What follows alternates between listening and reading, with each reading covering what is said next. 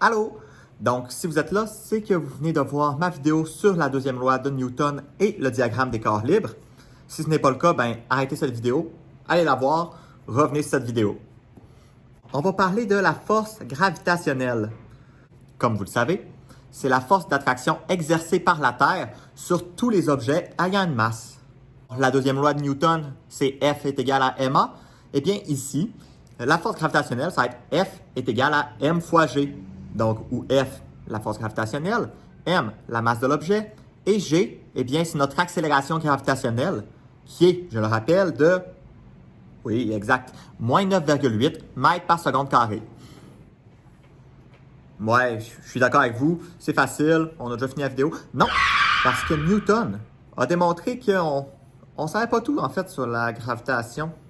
Newton a démontré que la force d'attraction de la force gravitationnelle, c'est pas juste de la Terre sur tous les objets à une masse, mais c'est chaque objet qui a une masse, aussi petite soit-elle, elle va avoir une attraction gravitationnelle envers les autres.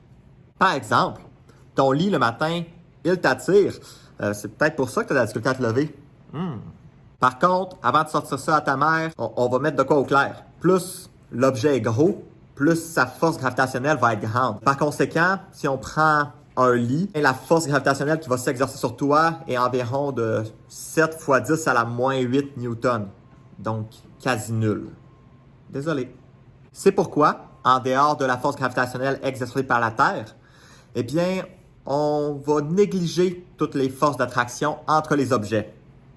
Dans nos calculs, oui, on va la négliger. Cependant, il y a des moments où ça va être pertinent de savoir calculer la force gravitationnelle qu'il va y avoir entre deux objets. Et pour ça, on va utiliser la formule qui s'affiche à votre écran. Analysons un peu cette formule parce que je ne vais pas juste vous la laisser puis vous abandonner. F, c'est notre force gravitationnelle. Jusque-là, c'est facile. G, c'est la constante gravitationnelle universelle. Alors, c'est une constante. La valeur s'affiche à l'écran parce que je ne la connais pas par cœur. M1 et M2, ce sont les masses des deux objets. On voit, c'est au-dessus de la multiplication. Qu'est-ce que ça veut dire? Plus les objets vont avoir une forte masse, plus la force gravitationnelle va être grande.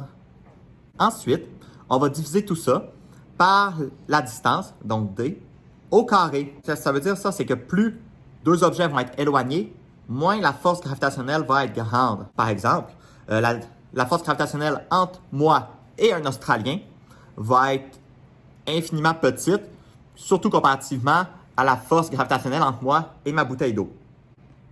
Alors, si on suit cette logique, plus tu t'éloignes de ton lit, eh bien moins il va t'attirer.